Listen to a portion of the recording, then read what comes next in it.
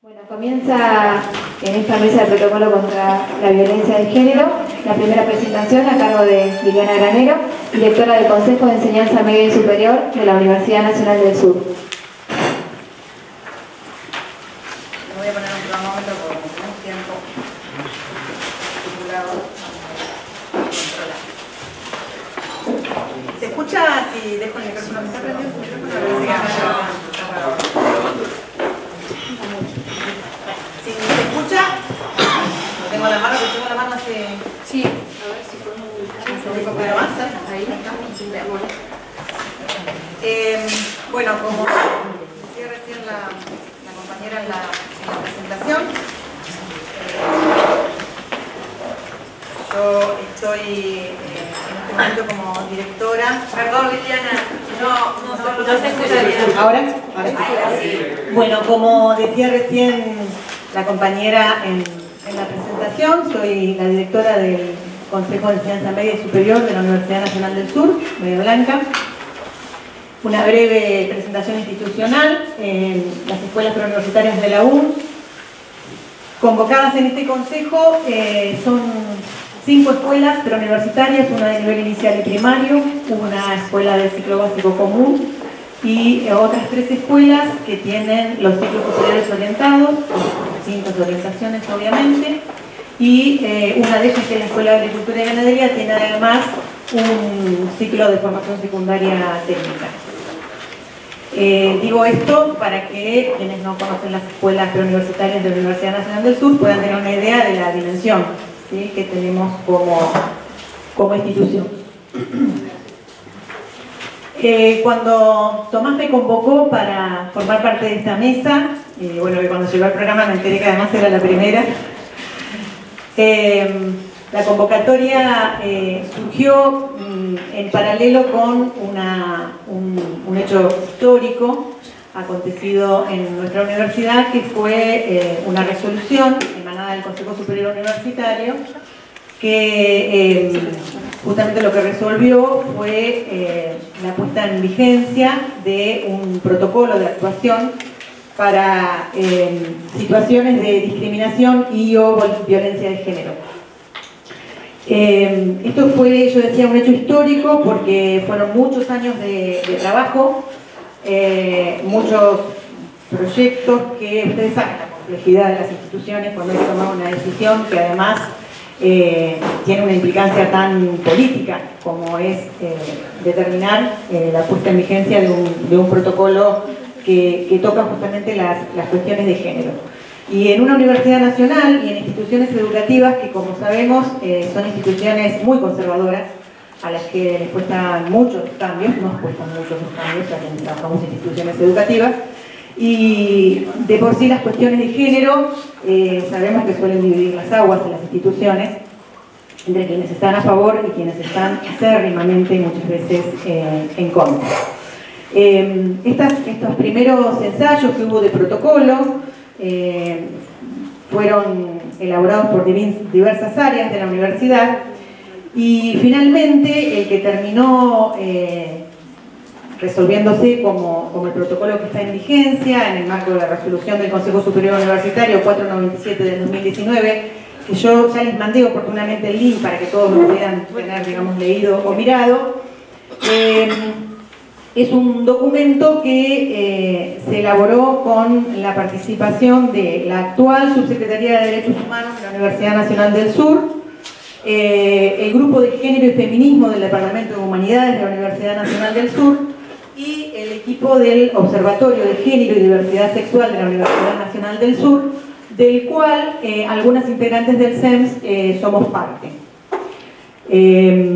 En este sentido, bueno, recupero lo que se dijo hoy en la presentación, de que son pocas las experiencias que hay de actividades de extensión en las escuelas. Bueno, esta es una actividad de extensión. El Observatorio de Género y Diversidad Sexual es un proyecto de extensión universitaria.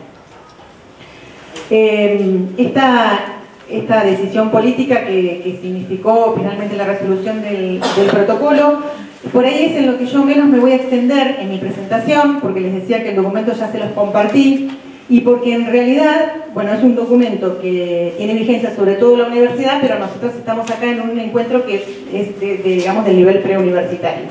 Entonces después voy a tratar de situar las implicancias del protocolo y las cuestiones de género en sí en el nivel preuniversitario. Para sintetizar, los propósitos de este protocolo es justamente una normativa que adopte medidas que apunten a garantizar a la comunidad universitaria un ámbito de confianza, seguridad y respeto a los derechos de las mujeres y de las personas de los colectivos LGBTIQ.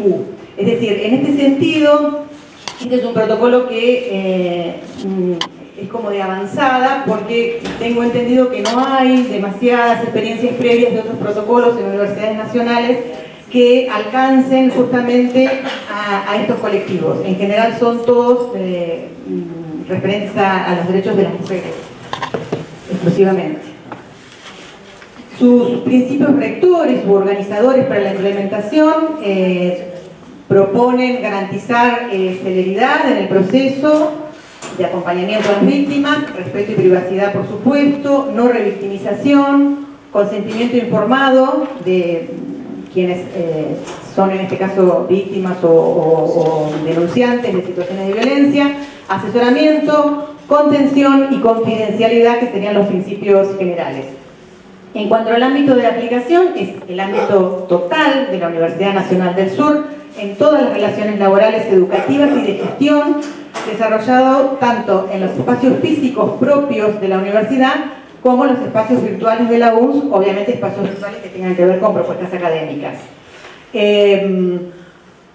en este sentido estamos comprendidas todos, todas, todos los sujetos que de alguna manera desempeñamos algún tipo de actividad dentro de la Universidad Nacional del Sur.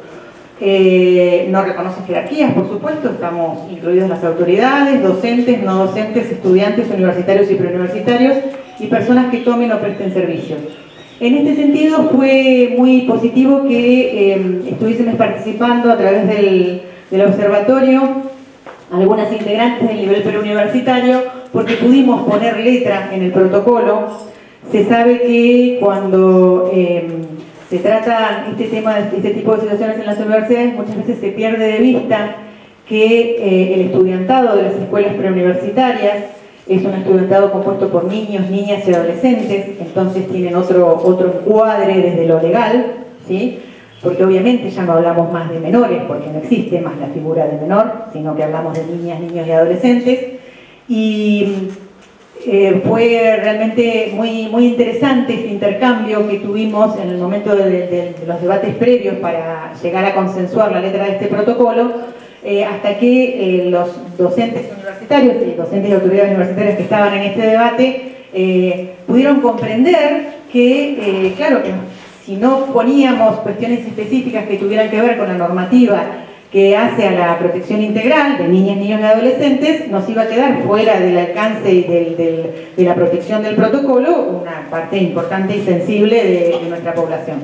Así que eso lo cuento como una experiencia realmente interesante y muy positiva. Yo les decía que en realidad, por el encuadre de este encuentro, que es un encuentro de nivel preuniversitario,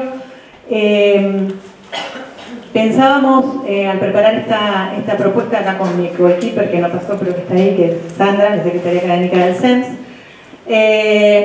cómo situarlo en la escuela, porque en realidad, bueno, un protocolo entra en vigencia en el momento en que ya los hechos están consumados, en que ya hay una denuncia porque hay alguien que sufrió una situación de violencia. Y que en realidad nosotras tenemos, nosotros, los docentes universitarios, preuniversitarios, tenemos el privilegio de poder trabajar justamente en la modificación de esa forma de funcionamiento que tienen muchas veces las instituciones educativas, que es la reproducción. Es decir, empezar a generar realmente un cambio desde las infancias, desde las primeras etapas de las infancias, porque de hecho nosotros en nuestra escuela tenemos desde sala de 3, desde el nivel inicial, y que estamos convencidas de que el trabajo tiene que empezar desde ahí para que alguna vez no sea ni siquiera necesario tener que aplicar un protocolo porque no tengamos situaciones de violencia. Perdón. Fue llamativo cuando este tema se puso en agenda en la universidad, lo charlábamos el otro día con una de las autoridades, la cantidad de casos que fueron espontáneamente denunciados. Cuando supieron que la universidad había tomado esta decisión política de tener un protocolo, es decir, de empezar a mirar esto como una realidad y ocuparse y tomarlo como un problema real, fue llamativa la cantidad de casos que fueron a golpear la puerta de la Subsecretaría de Derechos Humanos, es decir, ya está en vigencia el protocolo, yo tengo que denunciar, yo tengo casos para denunciar, es decir, situaciones silenciadas muchas veces por años, y que cuando vieron esta apertura se sintieron habilitadas a poder ponerlo en palabras. Decíamos que el protocolo vino entonces a visibilizar una problemática social que se replica lamentablemente en la universidad en todos los niveles.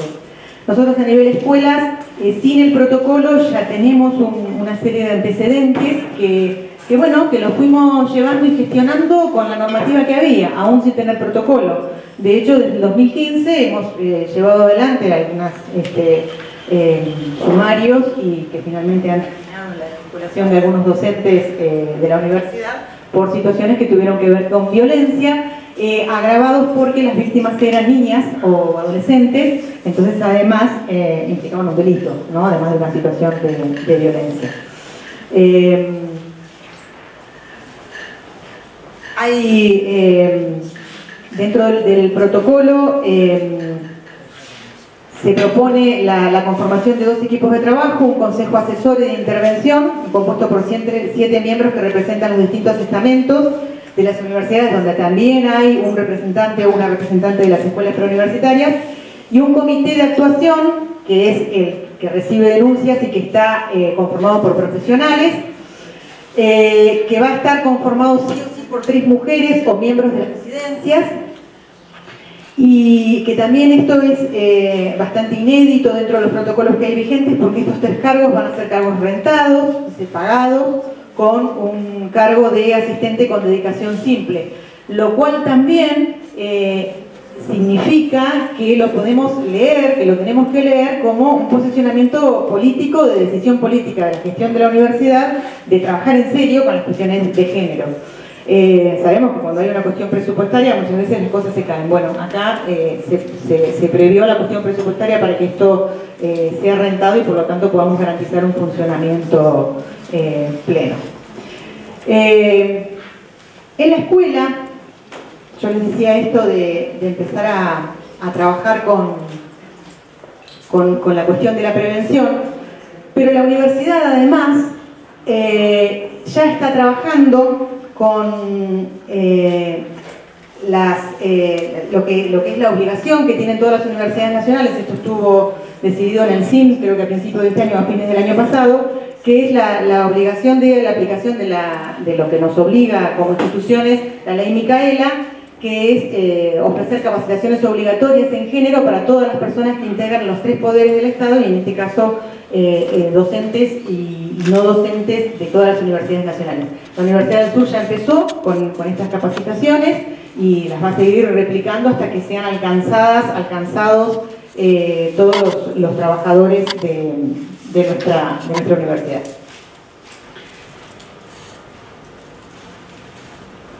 Si vamos al foco, a poner el foco en la escuela, este es el frente de nuestra escuela durante una actividad del año pasado que fue el Sextival. Sí, si ustedes se acuerdan, la imagen inicial de la escuela es la misma foto, la misma toma, ¿sí? Pero esto es durante una actividad de educación sexual integral.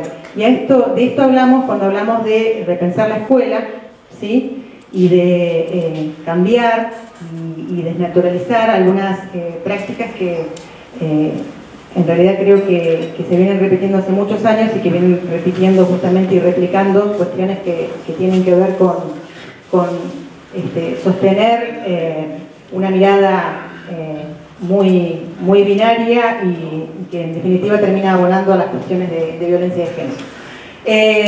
Una de las fortalezas que tenemos en las escuelas es que hemos avanzado y seguimos avanzando, y por supuesto es muchísimo más lo que nos queda por hacer en cuanto a la implementación de la educación sexual integral, que sabemos que es una ley, estamos obligadas a hacerlo. pero que no es fácil, que hay muchas dificultades para hacerlo, pero que de todas maneras creo que vamos avanzando y creo que es un camino de ida, que esto ya no tiene vuelta atrás.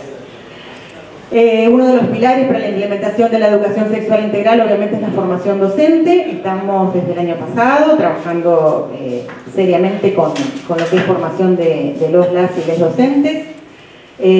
Hicimos algunas experiencias así particulares de trabajo, como algunos talleres en las aulas. El año pasado una experiencia de talleres que compartimos las tutoras de los primeros años con las integrantes del Observatorio de Género y Diversidad Sexual de la Universidad Nacional del Sur, talleres que estuvieron a cargo de FEIM, de la Fundación para el Estudio e Investigación de la Mujer, que tuvieron que ver con los chicos un poco más grandes, las chicas un poco más grandes, con toda la cuestión de prevención. El Sextival, que recién les mostré una imagen.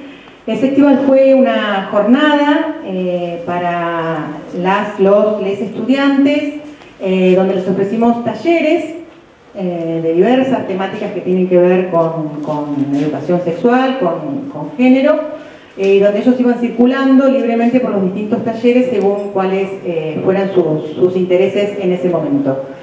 Fue una experiencia realmente muy valiosa para nosotras, que además nos sirvió para poner en práctica un montón de cuestiones que habíamos estado preparando. Y nos encontramos en este momento desde el Observatorio de Género y Diversidad Sexual organizando para el mes que viene un festival, pero para docentes, ya con la idea además de abrirlo a las docentes, los docentes provinciales. ¿Estoy con el tiempo? Acelero. Bien, iba muy tranquila. Otra cuestión que fue innovación para nosotros es la implementación de clases de educación física diversas. Hasta el año pasado las clases de educación física eran de varones por un lado y mujeres por el otro, o sea, un enfoque absolutamente binario y fuera de lo que marca justamente la ley. Así que ahí también vamos avanzando. Hicimos hace un poco más de 2 semanas una formación con una mirada desde en lo legal y otra mirada en la salud, con abogadas y una médica, que fue sobre el paradigma de niñas, niños y adolescentes como sujetos de derecho en la escuela, y que es una de las bases justamente para trabajar la educación sexual integral, ¿sí? Porque no podemos trabajar educación sexual integral con esa palabra integral realmente significada, sino tenemos claro que nuestro estudiantado está compuesto por sujetos de derecho. Y tenemos en proceso un diseño curricular en ESI que alcance a todas las escuelas. Hemos avanzado también en cuanto a las normativas. Tenemos desde este año un proyecto de aceptación del uso del lenguaje inclusivo en las escuelas preuniversitarias de la UNS.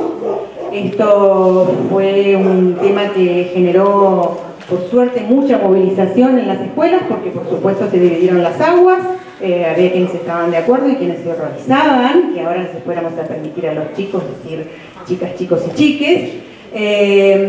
Pero realmente fue sumamente enriquecedor ese debate, a pesar de los enojos y de las cuestiones que siempre se generan en las instituciones, hasta que otra vez se aquietan las aguas y seguimos todos trabajando, viendo que esto es un proyecto de aceptación y no de imposición, porque así fue como se planteó desde un principio.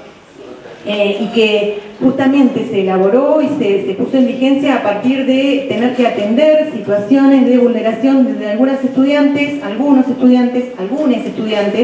eran observados por sus docentes cuando justamente utilizaban el lenguaje inclusivo, tanto en forma, o no sexista, como lo queramos llamar, en forma oral como escrita en sus trabajos. Entonces, ahí salimos con una normativa para atender esta dificultad.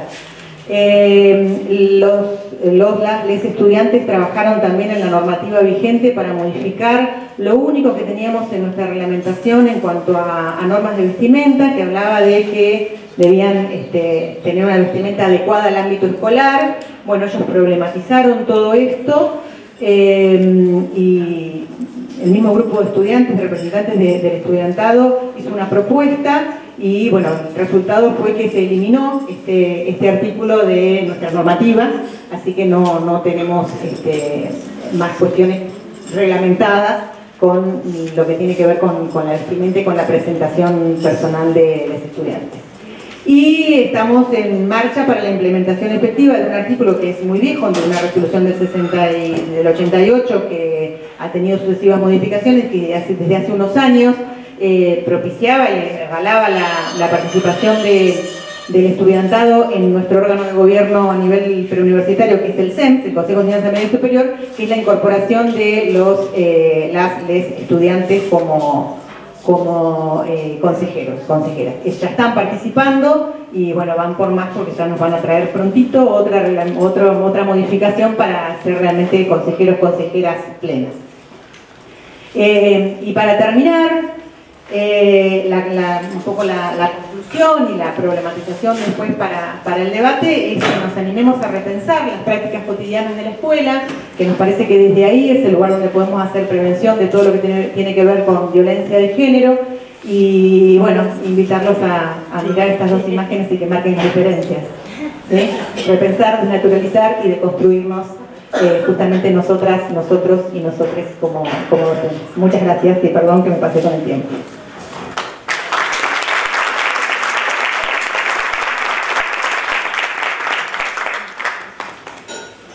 Bueno, ahora sigue el turno de Mariana Barroso, directora general de Educación Secundaria de la Universidad Nacional de Cuyo. Bueno, muy buenas tardes ya. Muchísimas gracias por este espacio. Bueno, un poco la propuesta es contarles cuál es la situación vinculada justamente a políticas de género, educación sexual y diversidad, cuál es el estado de situación de la Universidad Nacional de Cuyo.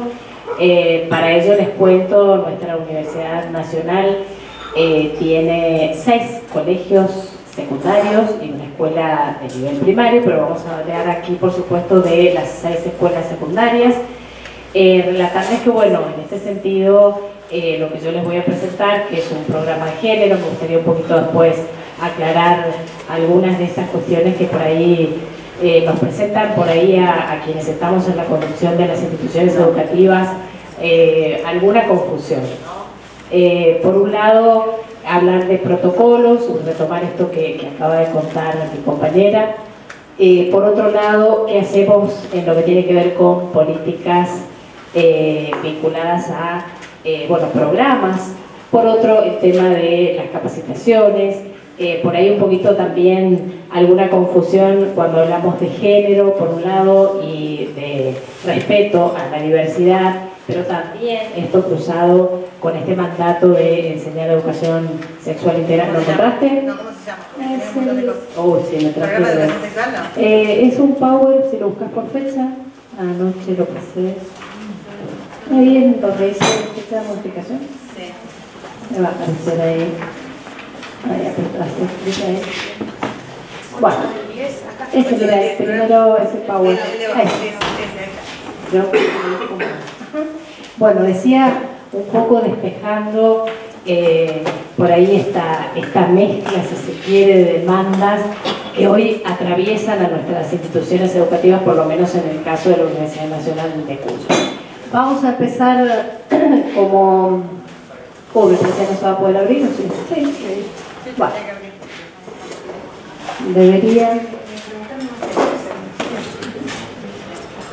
Bueno, ahí está, ahí lo tenemos. Yo por supuesto que lo que les voy a presentar es un programa que hemos diseñado en las 6 escuelas que les comentaba recién, que estamos hablando de, si hacemos un poquito de estadística, nuestra Universidad Nacional en cuanto a nivel secundario tiene aproximadamente 6.000 estudiantes, estamos hablando aproximadamente de 1.000 docentes y por supuesto este trabajo, este programa que hemos diseñado, que hemos denominado, como decía recién, programa de educación sexual integral, género y diversidad, es una construcción colaborativa, una construcción que le hemos hecho por supuesto entre todas las instituciones que integramos.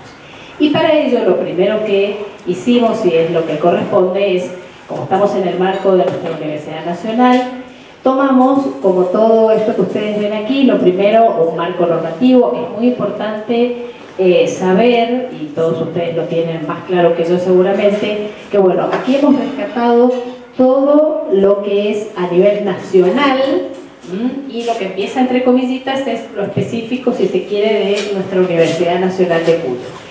No hace falta que yo les mencione, por supuesto, el marco normativo a nivel nacional, pero sí es importante tener pleno conocimiento de esto. También rescatar lo que acaba de contar otra compañera. Todos sabemos que son todas estas leyes en las cuales debemos basar cuando nos sentamos a hacer un diseño de una propuesta o un programa. Tenemos que tomar todas estas referencias o estos marcos normativos. Así lo hicimos, y si llegamos a los tres primeros, que son los de abajo, que son los específicos de nuestra Universidad Nacional, la Universidad Nacional de Cuyo tiene un protocolo, que es una ordenanza que nosotros llamamos 33, que son orientaciones para la actuación educativa en situaciones complejas relacionadas con la vida escolar. Esta es específica para nuestras escuelas secundarias, y es una normativa que ni siquiera tiene el nombre puesto de género, de diversidad, lo cual, bueno, como está puesto ahí, es desde el 2018. Sobre esa base nosotros avanzamos, hicimos también, y estamos trabajando siempre en conjunción con nuestra universidad. Cuando hablo de la universidad me refiero también al Consejo Superior, que nosotros integramos de manera no plena, pero bueno, tenemos voz y voto exclusivamente en temas específicos a secundario. Avanzamos durante el año 2017 protocolo de intervención institucional ante denuncias por situaciones de violencia sexistas en el ámbito específico de la Universidad Nacional de Cuyo, y esto tiene un anexo para, como vos mencionabas recién, la especificidad que tiene trabajar con niños, niñas y adolescentes. Y la universidad tiene como reciente la adhesión, que también lo mencionaste recién, a la ley Micaela, y se acaba de aprobar en la sesión del miércoles pasado, hoy hace exactamente una semana, bueno, la paridad de género en el caso de la conformación de listas a cargos electivos en nuestra Universidad Nacional de Cuyo. Cuento un poco esto porque es importante, como decíamos recién, partir de un marco normativo que ya existe en la universidad. Entonces, bueno, también esto no es menor, porque tenemos muchos recursos y desde ahí lo hemos podido trabajar en avanzar. Ahora doy un poquito el cuadro que nos llevó a plantearnos a donde quiero entrar, que es específicamente contarles la construcción que hicimos, como decía recién, de forma colectiva, en un programa de género. Este es el marco normativo. Por un lado, quien conduce una institución educativa y su equipo tiene que tener muy claro que tiene que contar con este marco normativo, y si existe la construcción del nivel específico de secundario, para cuando suceden situaciones de denuncia o las múltiples situaciones que pueden acontecer en el ámbito de nuestras escuelas secundarias. Es importante primero que como universidad y como colegios tengamos una normativa para avalar y para que el directivo también tenga esto como recursos. Y por otro lado, una vez que, en este caso, cuento el caso, como digo, puntual, por supuesto, de la Universidad Nacional de Cuyo, teníamos bastante marco normativo, empezamos a trabajar en lo que tiene que ver específicamente con los estudiantes y las estudiantes de las instituciones educativas. Así que ahí viene todo un tema de la construcción que hicimos también en forma colaborativa, a partir de una gran crisis que vivimos el año pasado. Es anecdótico esto que les voy a contar, pero que de alguna forma fue el puntapié para empezar a trabajar. Sufrimos, como pasó también y en consonancia con lo que sucedió en nuestro país y también en el mundo, bueno, un hecho que fue bastante traumático para nuestra universidad, que fue los actos de colación del año pasado, es decir, estamos hablando menos de un año. Pasó, sí, me hace así Valeria, porque bueno, un poco lo que también empieza, por lo menos en el ámbito de los colegios universitarios en Buenos Aires, en los colegios de la UBA, se replicó también en nuestra provincia, y bueno, hicieron un escrache masivo por redes sociales, involucrando, dando nombres, apellidos, por supuesto, desde hijos de docentes, hijos de funcionarios de nuestra provincia, profesores, digamos sin ninguna posibilidad de distinguir qué estábamos denunciando. Había mezcla de situaciones de violencia sexual hasta una situación que no englobaba desde ahí, pero bueno, con una mezcla, todo como decimos un poco hablando muy en criollo, revuelto y denunciado de una forma que por supuesto era la inadecuada. Cuando empezamos a trabajar con esto, una de las preguntas que surgían a los estudiantes que habían iniciado que ven hecho estos scratches, la primera pregunta era, ustedes entienden que no era la forma, ¿no? Porque los adultos empezamos a decir esto, no era la forma, no era la manera. Y la respuesta que dieron estos jóvenes y estas jóvenes fue movilizador para nuestra universidad. Porque siempre la respuesta es, no teníamos otro camino. Desconocíamos que había marcos normativos, desconocíamos que la Universidad Nacional de Cuyo tiene una consejería de género, no sabíamos que en el área y en la Secretaría de Bienestar Universitario hay un programa de mujeres libres, no teníamos idea. Y queremos un montón de cosas, esto que nos demanda a gritos el joven, que nos pone en una situación de revisarnos permanentemente. Charlábamos recién también con algunas de las colegas, cómo uno semana a semana va descubriendo nuevas, si se quieren, no sé si la palabra es la adecuada, pero nuevas categorías. Ahora parece que ya no es más, que no tiene género, sino que usted no escuchó nunca hablar de, qué sé yo, cualquier palabra, y uno dice, no, esto es nuevo, no, dice, hace poco. Digamos que nos van llevando hacia un mundo que muchas veces para los adultos y los que hacemos gestión, bueno, nos ponen en una situación de repensarnos permanentemente y además estar abiertos a nuevas cosas, porque vamos como un poco para atrás. Cuando creemos que la normativa ya está lista y estamos pum para arriba, descubrimos que hoy el tema, como digo yo, ni siquiera hoy el tema vigente y fuerte en las escuelas es educación sexual integral. Hoy, para los jóvenes, el tema está pasando por género, por diversidad, por respeto a diferentes personas. Es decir, ya el tema de educación sexual es innegable. El tema de educación sexual es del año 2006. Y por lo menos nosotros, haciendo un mea culpa de esto, en la Universidad Nacional de Cuyo lo empezamos a trabajar como fuerte hace 2 años. Y la ley que aprobó el programa es del 2006. Y hoy tampoco es educación sexual. Como digo, hoy nos atraviesan otras problemáticas.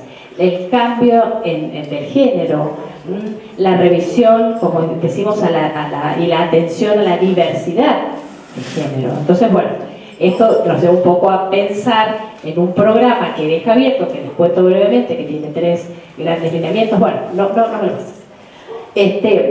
Sobre la base, como digo, de algo de mucho conflicto que para nuestra sociedad, la sociedad mendocina, que como cualquier sociedad tiene algunas características particulares, pero no nos caracterizamos los mendocinos por ser demasiado abiertos en muchas cosas, en verdad fue un quiebre importante. Entonces dijimos, bueno, lo primero que vamos a hacer, más allá de tomar estos marcos normativos que existen y que ayudan a cualquier equipo que hace gestión, como digo, a saber que si tengo un caso de violencia, tengo tal lugar para ir a hacer la denuncia, el directivo tiene que proceder de esta forma o de esta otra, que hay respaldo legal.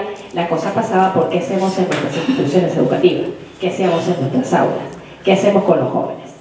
Y nos pusimos en diálogo, arrancamos este año.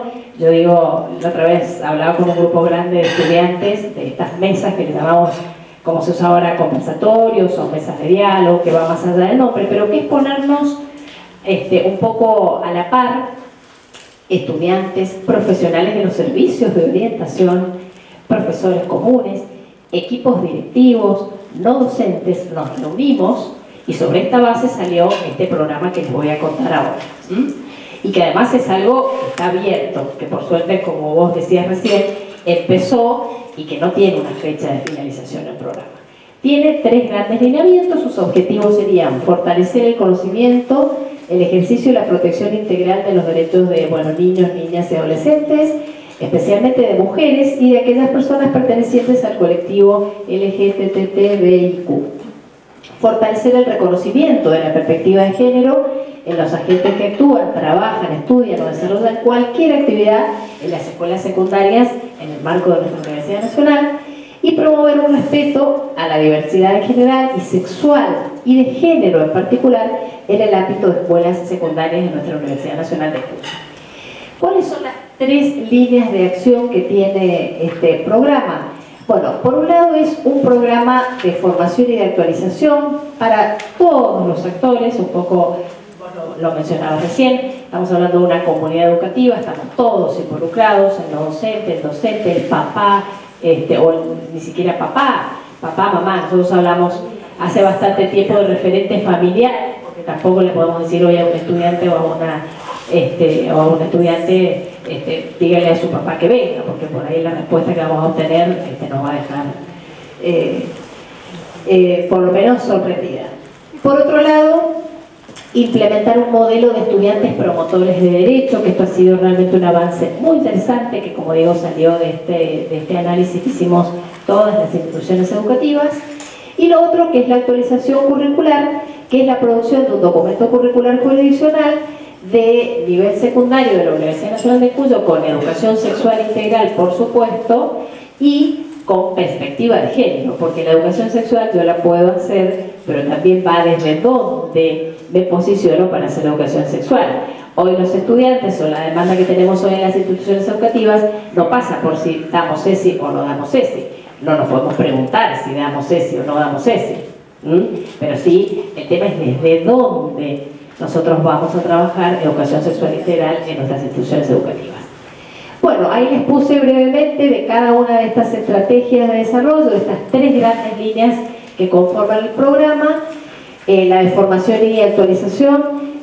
Bueno, eso no tiene demasiado sentido que nos detengamos, después yo les puedo aportar el programa. Esto es una breve síntesis, si alguien lo quiere lo comparto con mucho gusto, pero en la línea de capacitación, como verán ustedes, los destinatarios son todos los integrantes de la comunidad educativa y siempre los responsables, digamos, están en el marco de nuestra Secretaría Académica, de la cual esta Dirección General y sus 6 colegios dependemos, y también de la Secretaría de Bienestar a través de esta Consejería de Género y de un programa de mujeres libres con que cuenta la Universidad Nacional de Cuyo. En la otra línea estratégica, que tiene que ver con el fortalecimiento de educación sexual integral, es un poco lo que les referencié recién, de incluir la educación sexual integral, pero con perspectiva de género, y estamos en el mes de diciembre, si Dios quiere, ya editando el primer documento curricular, en el cual, como digo, desde todos los espacios curriculares, por supuesto, como está establecido en esta ley que aprueba el programa, debe ser. Y un poco esto de desmitificar, que fue lo que empezamos a trabajar con la comunidad de docentes, que no es enseñar, como por ahí algunos docentes nos respondían al principio, yo no estoy preparado, esta confusión de creer que yo voy a enseñar solamente métodos de reproducción, métodos anticonceptivos, y que no tiene nada que ver con el planteo, como todos ustedes saben mejor que yo, de lo que significa educación sexual integral, y a esto sumarle el respeto a la diversidad y la perspectiva de género, que como digo representa realmente por ahí la innovación. ¿Ah?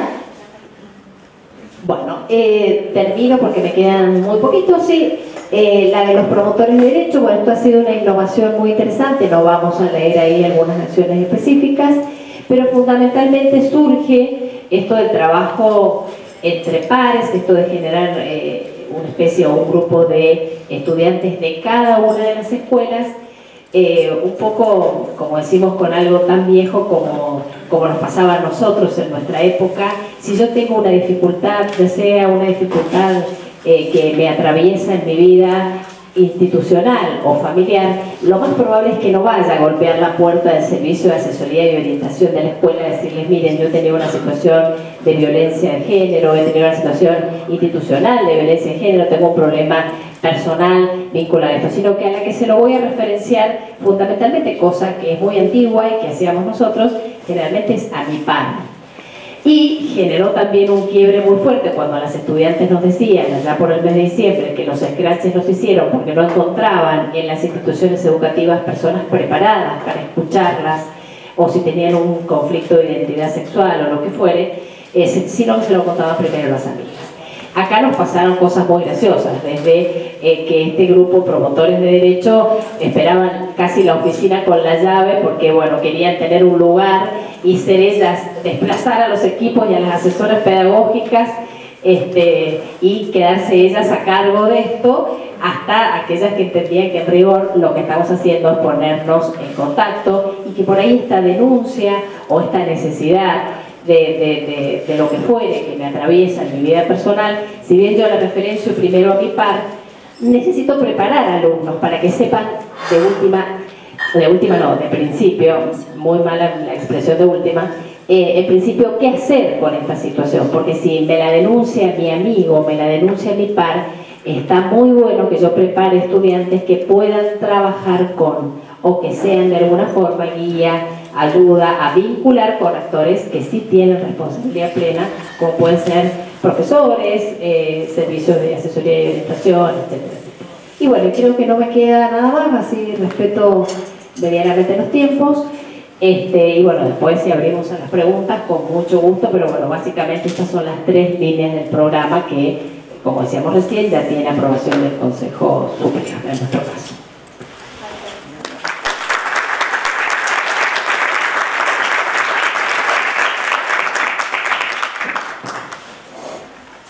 Bueno, y por último, juntas, Gisela Llamerardino, coordinadora del programa de género de la UNICEN, y Luciana Arreo, coordinadora del programa de SI de la Escuela Sabor. Hola. ¿Puedes saludar? Hola. Hola. Bueno, buenas tardes, gracias por la invitación, gracias a Tomás. Siempre me pone contenta venir al sábado. Mi rol institucional es de directora del programa de abordaje integral contra las violencias y discriminación por cuestiones de género y orientación sexual. Y ahora un poco la idea era compartir por qué consideramos que era necesario tener un protocolo de actuación ante situaciones de violencia y por qué también luego nos pusimos a pensar en que teníamos que tener una herramienta que abarque ese protocolo, que lo exceda, pero que a la vez lo contenga. Y siempre nos quedó, hablo en plural, pero en realidad estoy medio sola en el programa de género, pero nos gusta hablar en plural.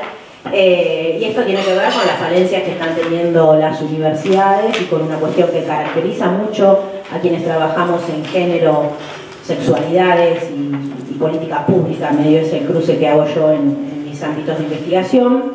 Pero la verdad es que también hemos compartido hoy, hace un ratito, entre los salames y los quesos, que generalmente los espacios que tienen que ver con género y sexualidades o son muy recientes, o carecen de presupuesto, o son optativos, o son ad honorem, o son voluntarios, y eso tiene que ver con definiciones de política institucional. Boicotes. Y bueno, una cuestión que sí nos preocupa desde el programa de género, que creo que cuando lo empezamos a pensar, pensamos en los espacios de la universidad y no claramente en las escuelas que dependen de la universidad. Como ustedes sabrán, la UNICEN tiene la característica de que es una universidad regional, así que tenemos sede en varias ciudades, en Tandil, pero también en Azul, en Olavarría, y una subsede en Quequén, que es el puerto de Necochea, y en todas tenemos unidades académicas. Así que bueno, el trabajo es bastante arduo. Y bueno, la posibilidad que hemos tenido desde el programa de género de trabajar con las 2 escuelas, con la Pérez Esquivel, que acá están las 2 compañeras de Olavarría, Patricia y Vicky, y con la gente del sábado, digo con la gente porque acá veo docentes, Guadalupe, veo no docentes allá, Virginia, Ivana, Luciana, mucha otra gente, a Silvia la vi que ahora está jubilada pero andaba por acá, y hemos venido trabajando cuestiones de género y sexualidades o de educación sexual integral desde mucho antes, creo, de que exista el protocolo. Y un poco lo que veníamos analizando es las posibilidades de leer en cualquier institución regímenes sexogenéricos. Así que un poco lo que voy a compartir tiene este título, que es Regímenes sexogenéricos en la academia y políticas orientadas a revertir esas desigualdades. Algunos supuestos que me gustaría aclarar cuando hablamos de género, no lo entendemos como solo una palabra, ni como un concepto, ni menos, sobre todo, como sinónimo de mujer. El género lo entendemos como por eso no decimos los géneros, no hablamos de los géneros femeninos y masculinos, eso tiene que ver con otra cuestión. Cuando hablamos de género a nivel social, hablamos de una categoría de análisis que lo que nos permite justamente es visibilizar poder en la sociedad. Entonces al género lo entendemos sobre todo como una categoría de análisis y como una relación social. El género se construye socialmente. En ese sentido entendemos que el género es un organizador de desigualdades, así de fuerte, es un organizador de desigualdades y es un distribuidor de poder. Por lo tanto, empezar a pensar que sí podemos leer, a través de categorías que nos acerca sobre todo la teoría feminista del Estado, cómo vivimos diferente las mujeres, los varones y las poblaciones de las disidencias sexuales. Eso, brevemente, es un sistema que objetivamente nos organiza. A ese sistema le hemos dado el nombre de heterosis patriarcado, que suena complicado pero es bastante fácil y que tiene distintas aristas, distintas ventanitas por donde podemos empezar a entenderlos. Lo más básico creo que es que vivimos en una sociedad generizada o sexuada, que lo primero que vemos cuando vemos a alguien enfrente es pensar si es varón o mujer, y lamentablemente también pensamos si es lo suficientemente varón y lo suficientemente mujer, y también partimos siempre de la presunción de heterosexualidad. Siempre nos parece que quien está enfrente comparte una vida de heterosexual, por lo tanto si es mujer será madre y si es varón jugará al fútbol y esas cosas. Estoy muy contenta de estar con directivos de escuelas porque la verdad es que los acercamientos que he tenido cuando era adolescente, la verdad les tenía miedo a todos ustedes. Así que bueno, empecemos con el aflojar, con el diálogo, porque las inercias en las instituciones te marcan, ¿no? Cuando empezamos a tratar de ordenar un poco esta intervención, justamente pensábamos en leer las condiciones de posibilidad y los efectos del proceso a partir del cual la Universidad Nacional del Centro diseña y aprueba un protocolo de actuación ante situaciones de violencia y discriminación por razones de género. Ese protocolo lo aprobamos en 2016 y posteriormente, un año después, un programa de abordaje integral ante situaciones de violencia y discriminación por razones de género e identidad sexual. Y la idea que teníamos no era ponernos a analizar esa normativa, sino más bien empezar a dar cuenta de cuáles fueron los sucesivos consensos que fueron configurando condiciones de aparición de esos dos textos o herramientas, ¿no? Así como también cuáles pueden ser los múltiples reflejos que se diseñaron en el proceso de un año de trabajo que tuvimos, y después vamos a explicar. Tengo que hacer algunas salvedades teóricas. Yo provengo más del ámbito de las epistemologías críticas feministas y de las metodologías, por lo tanto sí me parece central cómo nombramos al mundo, qué conceptos usamos. Así que retomar el planteo de una autora que hace teoría feminista del Estado, que es Lynn Haney, y que propone leer al Estado como una entidad heterogénea, compuesta de múltiples aparatos con regímenes de género variables, y estos regímenes de género refieren al estado de situación de las relaciones de género en una institución dada. Y en ese sentido, para evidenciar este mencionado estado de situación de las relaciones de género en una institución dada, nos propusimos leer la dinámica que se da el régimen sexogenérico justamente en la Universidad Nacional del Centro. Volvemos a decir que el género organiza la convivencia y los vínculos en todos los contextos de la vida social, y que en Argentina, para ir un poco más a de dónde estamos hablando, las universidades se han ido constituyendo en un actor territorial. Las compañeras hablaban de los proyectos de extensión. Las universidades se han ido constituyendo en un actor territorial y político imprescindible, decimos, en la lucha contra las desigualdades, y a la vez, y esto últimamente, las universidades empiezan también a asumirse como un territorio atravesado por distintas formas de exclusión y de maltrato. Y acá, bueno, uno de los supuestos es que los ecos de los movimientos de mujeres en cada región del país, estamos hablando, en 2015 tuvimos el primer Ni Una Menos en Argentina, las sociedades, las familias, las mujeres, los varones salimos a las calles horrorizadas del dato de que nos matan a una mujer en manos de un varón cada 18, cada 20 horas. Y creo que no casualmente, eso fue en junio del 2015, en septiembre de 2015 armamos la Red Interuniversitaria contra las Violencias. Lejos de pretender una lectura mecanicista, digamos, de los ecos de las mujeres permean la universidad, creo también que fue necesario que dentro de las universidades hubiésemos mujeres feministas capaces de decodificar también esta ola violeta y que pudiésemos empezar a ver en nuestras universidades también las desigualdades que atraviesan a toda la sociedad y a todas las instituciones en las cuales nos hemos organizado. Así que creo que desde 2015 las universidades nacionales estamos promoviendo líneas de intervención a partir de distintas herramientas como la conformación de áreas de la mujer, de programas de estudio, de programas de abordaje, de secretarías de género y sobre todo de la implementación de dispositivos como los protocolos y los programas. Entonces partíamos de entender un poco al movimiento de mujeres como una caja de resonancias, nos gusta usar esta metáfora, y esta caja de resonancias no solo contiene distintas voces y distintos discursos, sino que principalmente lo que hace es generar ecos que impactan en múltiples organizaciones e instituciones de la vida social.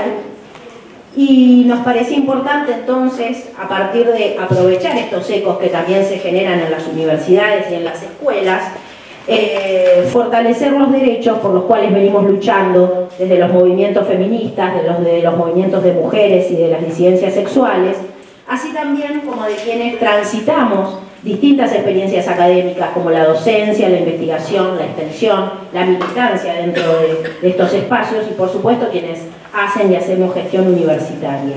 Y un poco las preguntas serían entonces cuáles diálogos estratégicos debemos construir las mujeres que trabajamos en las universidades con el resto de los movimientos sociales, con el resto de los movimientos de mujeres y de la disidencia, con el movimiento de trabajadores y trabajadoras. ¿Qué estrategias podemos diseñar para evidenciar los mecanismos por los cuales circulan los códigos de género en la universidad? ¿Y cuáles concretamente acciones podemos desarrollar para desandar el androcentrismo en la construcción de conocimiento y en las prácticas discursivas también en la academia?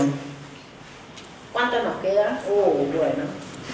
Les cuento entonces brevemente. La Universidad Nacional del Centro aprueba por iniciativa de la Facultad de Derecho y de un grupo de docentes el protocolo de actuación.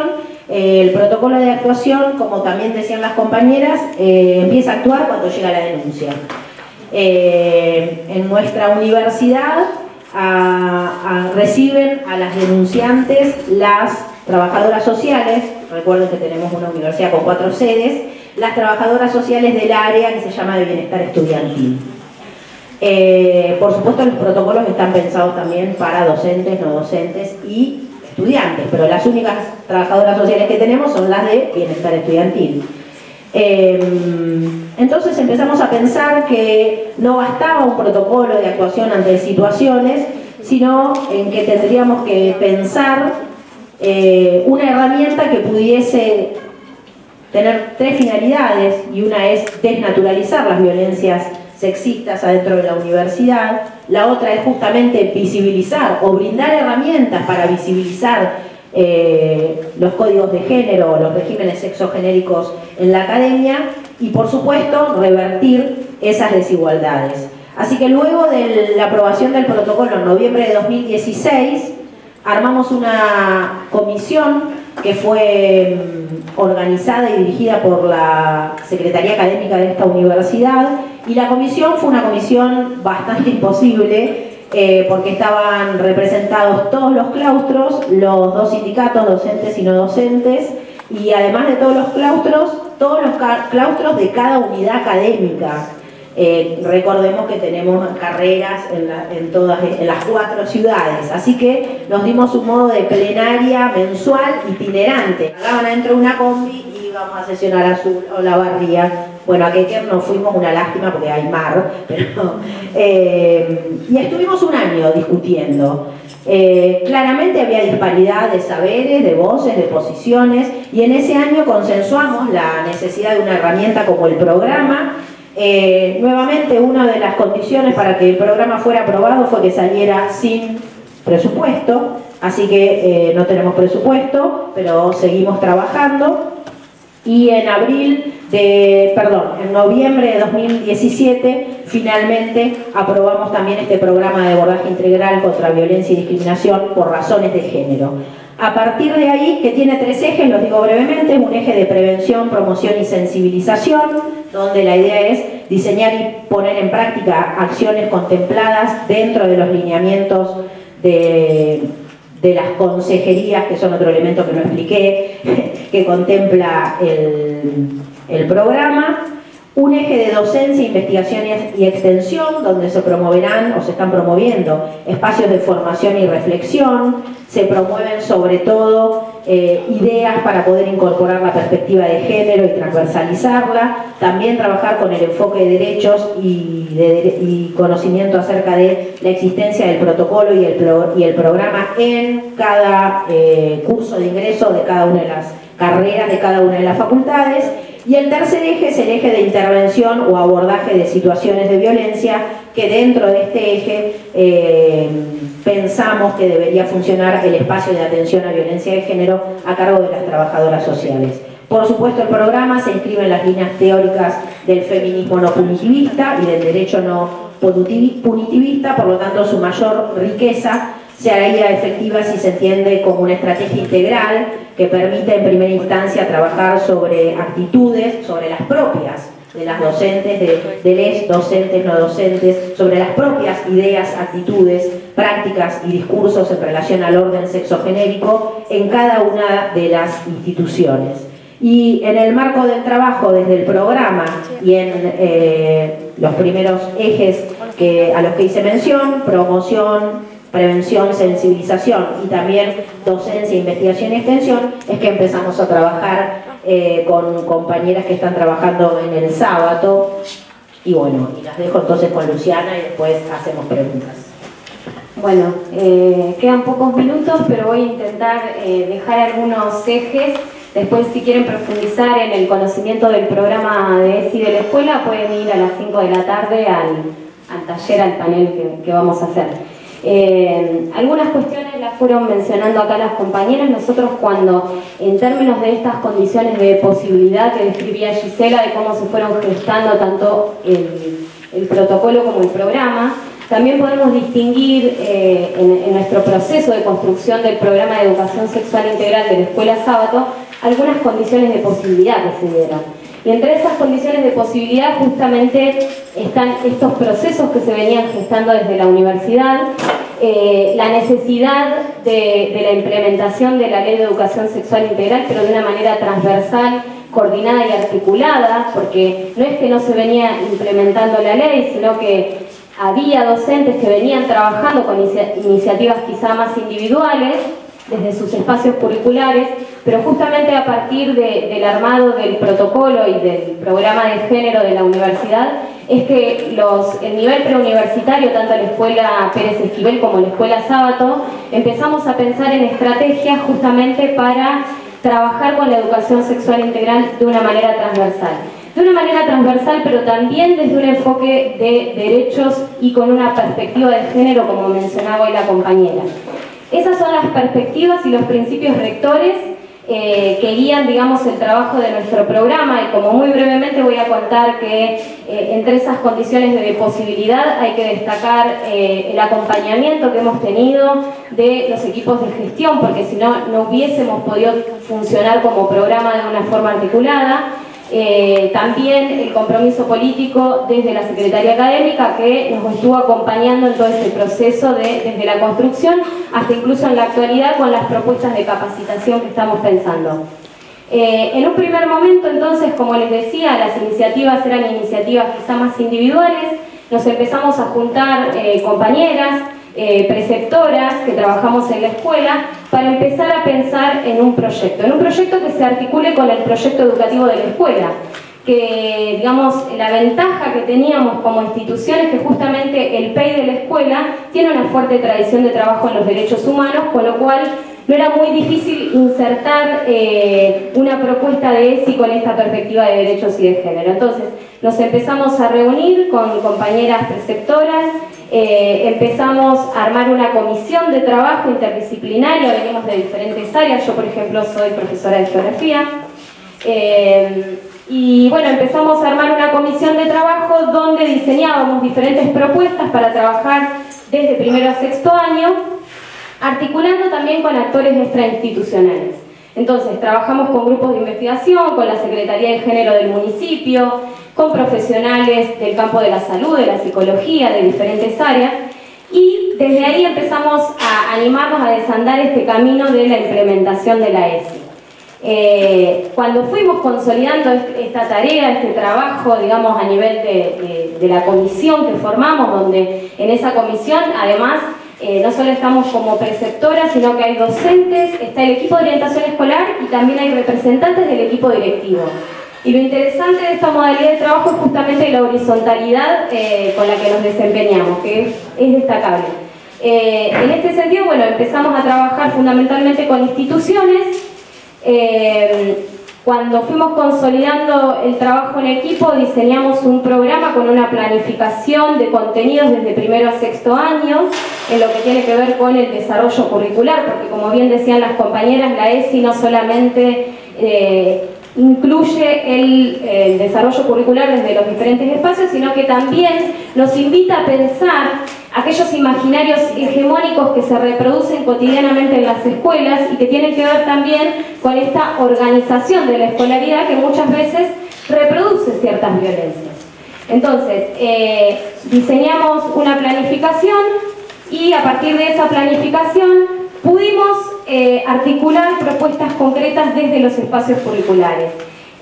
La tarea quizá más difícil, si debo contarles, es justamente que la ESI sea transversal y que realmente forme parte de las currículas de las materias, ¿sí? Eso es una tarea que lleva tiempo, que por eso ahora estamos trabajando en conjunto con el programa en una capacitación y con la escuela también Pérez Esquivel, porque vimos la necesidad de una capacitación docente para que justamente docentes empiecen a adaptar sus currículas con este programa.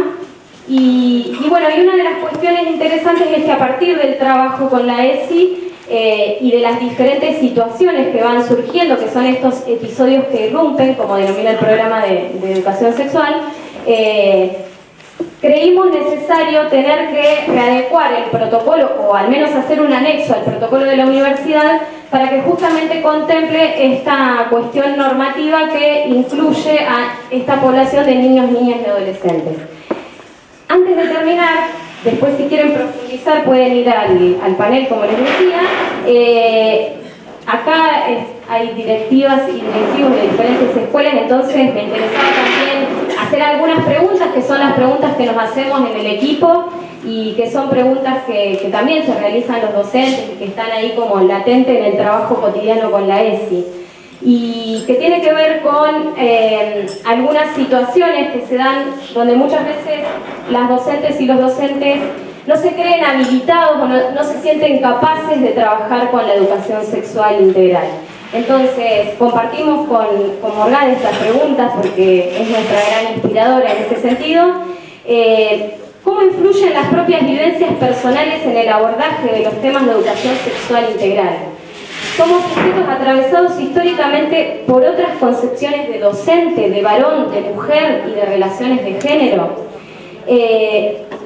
Esta pregunta o esta reflexión nos invita a pensarnos, porque justamente el programa lo que nos propone es que una de las puertas de entrada tiene que ser el trabajo con nosotros mismos, la reflexión sobre nuestras propias prácticas, y que tiene que ver también con empezar a situarnos como sujetos sexuados, ¿sí? Y esto que dice una feminista que nos gusta muchísimo, Bell Hooks, que dice entrar enteros en las aulas.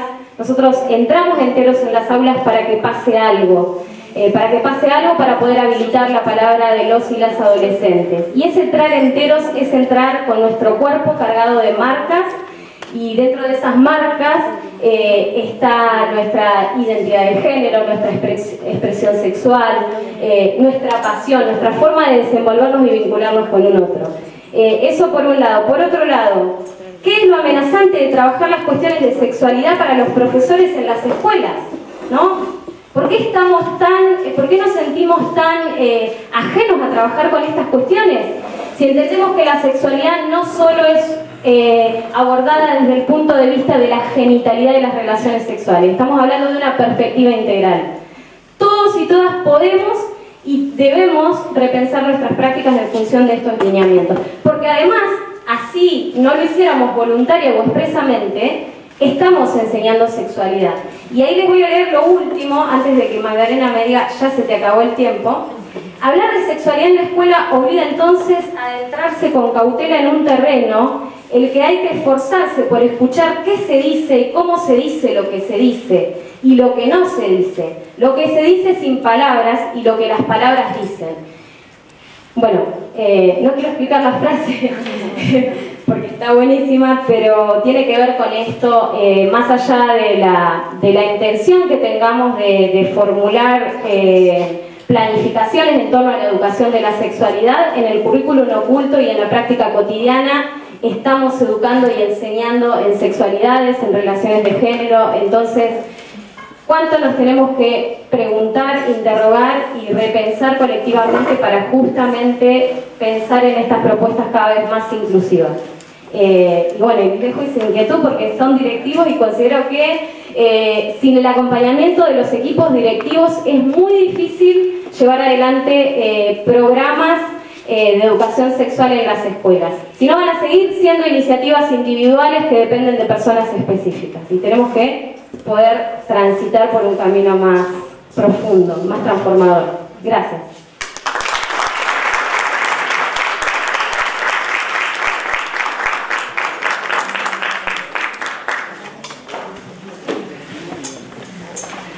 Bueno, tenemos 15 minutos hasta la próxima mesa para intercambiar. La idea sería que puedan hacerle preguntas y que se explayen y contesten.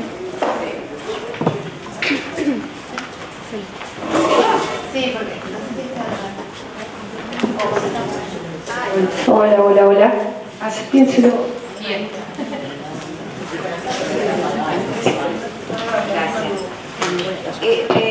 Si puede ser que nos expliquen de qué manera llevan a cabo la capacitación para todo el personal de las escuelas, por lo menos el personal docente de las escuelas preuniversitarias, mediante qué, cuál es el acompañamiento de los directores de las escuelas, que es un temita también, es un tema, porque uno desde la política central del rectorado puede proponer cuestiones, pero bueno, por ahí los directivos de las escuelas se complejiza por ahí alguna cuestión. Y hay dos cuestiones que mencionaron las chicas de Mariana y Liliana respecto a las líneas de la ordenanza 33, que entiendo la ordenanza del superior. Sí. Claro, ¿eso podemos tener más material? Sí, con muchísimo gusto. ¿Me puedo sacar eso? Todo un poquitito. Sí, este marco normativo, por lo menos de Cuyo, con muchísimo gusto, esto es una cosa muy simple, lo podemos poner, inclusive aprovechar la red, perfectamente se puede.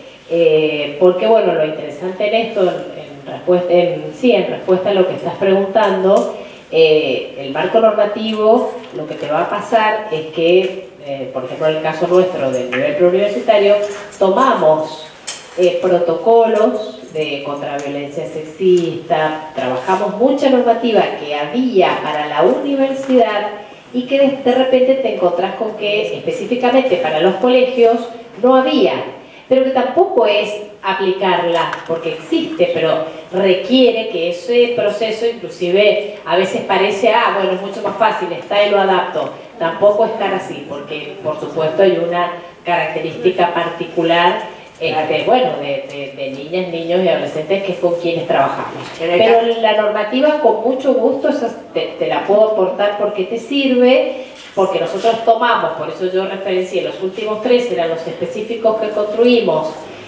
para las escuelas preuniversitarias, o sea, a nivel secundario, basado en la normativa, en el caso de Cuyo, que hay, y mucha, en el caso de nuestra universidad hay, la verdad, que bastante marco normativo en ese sentido. No, en el caso del litoral también en términos normativos estamos recontra, estamos cubiertos y estamos muy bien cubiertos. Sí. El problema es cómo bajás al preuniversitario y cómo eran dos cuestiones que quería consultar. Una era lo primero que mencioné, y lo segundo es la cuestión de cómo están abordando en términos curriculares, porque nosotros tenemos esta cuestión del preuniversitario que lo estamos, si bien la normativa en los litorales hace de 2 años, sí, 2 años seguro, recién fines del año pasado nosotros empezamos a trabajar la normativa específica en el preuniversitario.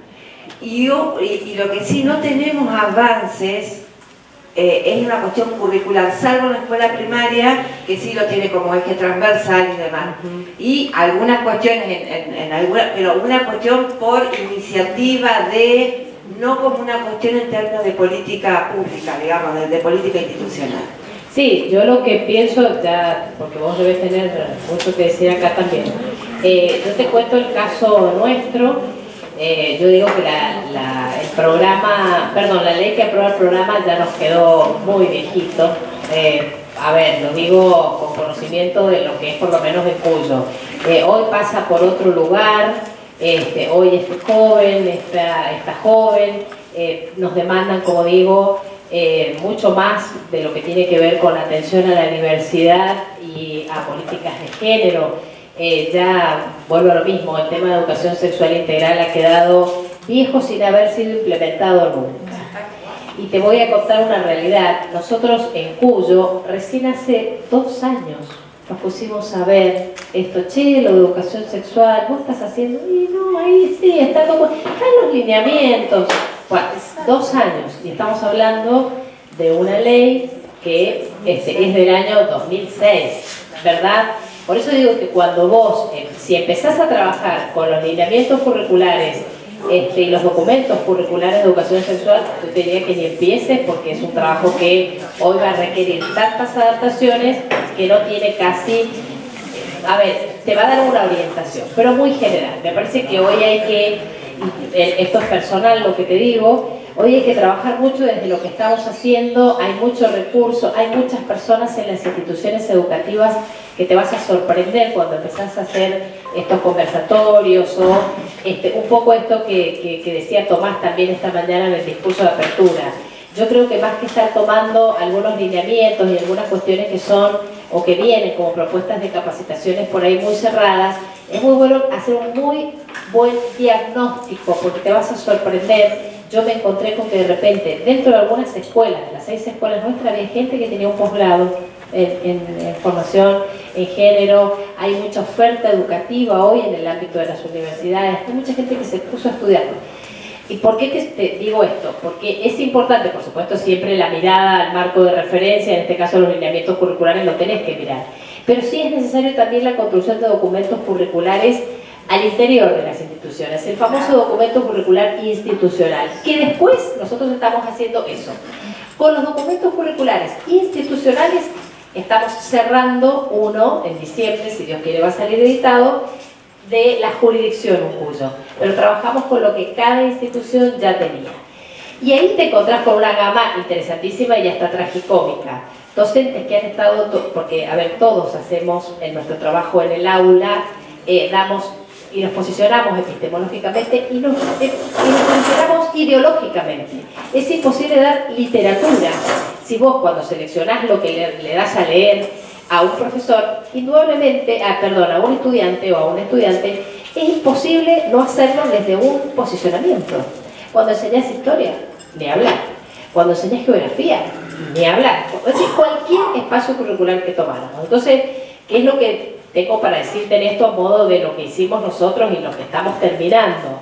Es importante primero hacer un muy buen análisis de tus programas, de tus documentos curriculares, que además son una construcción institucional justamente, y sobre esa base y con conocimiento de lo que hay, porque hay mucho en este tema, y de personas que están muy capacitadas, empezar a construir un documento para este contexto en particular, que además es lo que verdaderamente tiene valor. Mira, yo te voy a traer algo hecho en la mejor universidad del mundo, y de hecho lo analizábamos en el encuentro pasado, porque en Argentina no sirve basta de seguir trayendo modelos educativos que funcionan increíble en otros lugares, particulares en este caso, y que después cuando los aplico a mis estudiantes, a mis docentes, no funciona.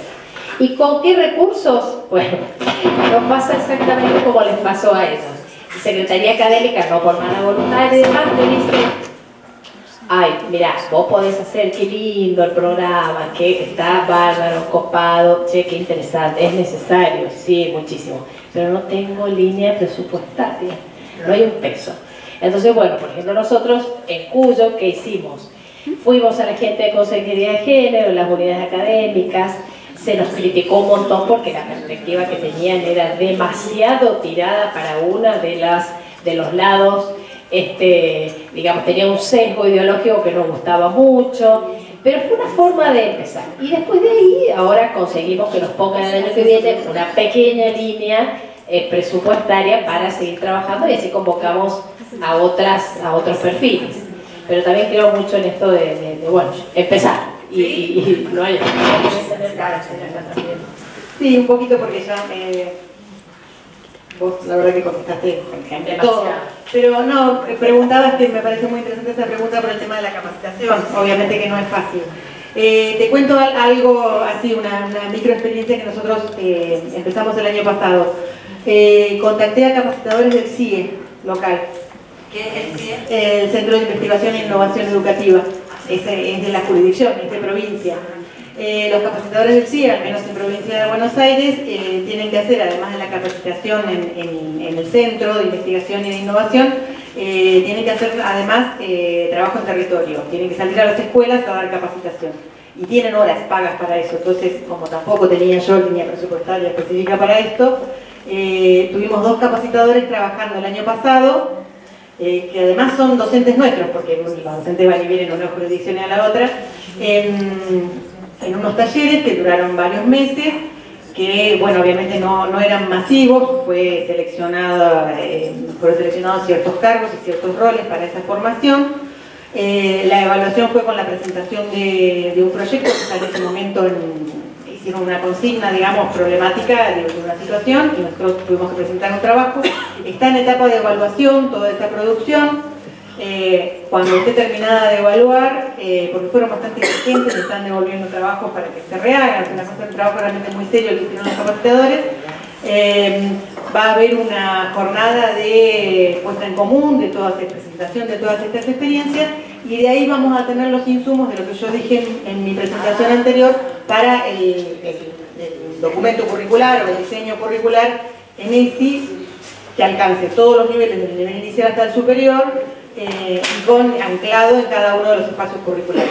Pero es un trabajo más que arduo, o sea, estamos arrancando la ley del 2006, y es cierto que por ahí las motivaciones y las problemáticas han tenido muchas modificaciones desde lo social, lo que mencionaba acá, de todo el movimiento de Ni Una Menos, la Ola Verde y tantas cuestiones sociales que nos atraviesan, pero en definitiva la ESI plantea las cuestiones de género y plantea las cuestiones de identidad de género. Entonces, creo que ya la letra de la ley es cierto que habría que cambiarla, pero bueno, es lo que tenemos, actualizarla, exacto, es lo que tenemos y lo que nos permite trabajar en un marco normativo donde nadie nos debería decir nada ni objetar nada. Sabemos que las objeciones están, pero bueno, podemos responder con una ley, que no es poco. Gracias. Estamos peleando por hablar. No, por ahí pensaba en esta reflexión que surgía con respecto a los marcos normativos y lo que la ley nos permite, nos posibilita. Y bueno, hay que contextualizarlo, ¿no? Es una ley que quedó añeja en términos de que después hubo un avance normativo en términos de salud sexual reproductiva y temas de diversidad de género, como lo es la ley de matrimonio igualitario, como lo es la ley de identidad de género, y como lo han sido también los debates por la despenalización del aborto, que a partir justamente de esos debates se empezó a visibilizar en la agenda pública el tema de la educación sexual integral, el tema de la ley, de la implementación, y justamente referido a eso me quedo con una parte que recién, cuando la ley se sanciona, digamos, hubo muchas negociaciones entre diferentes sectores, y dentro de esos sectores también estaban los sectores religiosos. Entonces, eso fue fruto de una negociación, con lo cual ahora no podemos discutir lo que la ley nos permite y nos posibilita. Es cierto que hay uno de los artículos de la ley particularmente que dice que las instituciones, de acuerdo a su ideario, podrían pensar en... Y ese artículo en particular es el que se ha querido cambiar, porque es el que ha generado esta diferenciación de la implementación tanto en las jurisdicciones como en las distintas provincias, en los diferentes niveles y demás. Entonces, ha habido avances en los marcos normativos, pero también en los movimientos de mujeres, en los movimientos sociosexuales que han ido poniendo en la agenda estos temas que aparecen, que son los temas que reclaman los y las estudiantes, y que son los temas que transitan en las aulas, en los recreos, en los pasillos, y que tenemos que abordarlos. Entonces, eso por un lado quería como mencionarlo. Nosotros como escuelas preuniversitarias tenemos la particularidad que estamos en permanente relación con diferentes grupos de investigación, con diferentes facultades, observatorios. Entonces tenemos que aprovechar esa potencialidad que tenemos como escuelas preuniversitarias. Es necesario que los teóricos, la investigación, vengan al territorio, como es el caso de Gisela, y nosotros también pongamos, digamos, compartamos nuestras prácticas para poder repensarlas, para poder discutirlas y para poder innovar pedagógicamente. No quiero hablar más porque Gisela quería hablar. Gracias. No, una cuestión que en realidad quiero compartir con ustedes, una alegría colectiva, que es también en Tandil, en Tandil, en Azul, en Olavarría. Bueno, ¿qué hacemos con los temores de los docentes que dicen, pero yo no estoy capacitada para dar ESI? Bueno, también como refería Luciana, son todas negociaciones y consensos políticos. Bueno, ¿qué hacemos? ¿Qué hacemos? ¿Qué hacemos? Larguemos una diplomatura de ESI. Así que acabamos de armar una diplomatura en educación sexual integral con perspectiva de género. Todavía no pasó por el Consejo Superior, pero también hay que hacer el cabildeo de ir a gestionar los votos. Digamos que no hay que... Y también el compromiso de rectorado, que es el que más festejo, es que va a ser gratuita.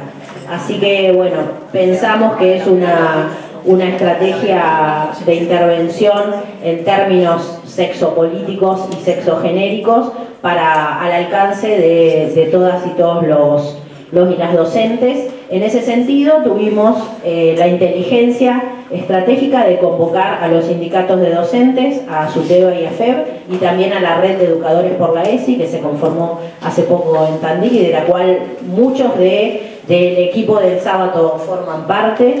Y nos parece también que hay que recuperar el conocimiento situado, que hay mucha gente en estas universidades, en las cátedras, en los equipos, en las escuelas, que sí sabe qué hay que hacer con educación sexual integral. Entonces, obviamente, la llamamos a Morgade y a Eleonor Faur, pero también creemos que podemos absolutamente ser formadores, quienes estamos compartiendo hace tiempo, desde el 2006, mucha gente viene remando en pensar cómo hago en mi materia, cómo hago para convidar al resto a que se entusiasme, y creo que recuperar toda esa experiencia es parte de una riqueza inigualable que podemos tener si aprendemos a dialogar. Y si aprendemos porque la verdad que nos cuesta, pero es un ejercicio al que también nos están invitando los feminismos, el diálogo horizontal. Pero estamos pasados incluso de horas. Yo sé que tendrían ganas de seguir intercambiando, pero me parece no superponernos, ¿no? No tomas. No superponernos y no pisar la mesa que sigue. Por ahí los invito a que, como nos vamos a seguir viendo, que interactuemos mientras tomamos el café sobre estos temas. Claramente hay mucho por seguir hablando al respecto. Bueno, gracias a las 4 por este tiempo.